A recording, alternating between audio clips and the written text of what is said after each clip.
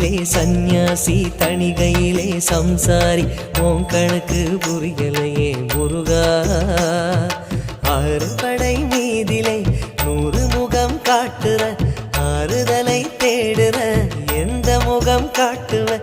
அறியாம தவிக்கிறேனே முருகா இந்த பாவி கேட்பதென்ன தவறா ஆறு படை முருகனுக்கு அரோகரா நாங்க ஆறுதல தேடுகிறோம் அரோகரா கந்தவேலு குமரவேலு அரோகரா உன கண்டு வந்தா நிம்மதிதான் அரோகரா பழனியிலே சந்நியாசி தணிகையிலே சம்சாரி உன் கணக்கு புரியலையே முருகா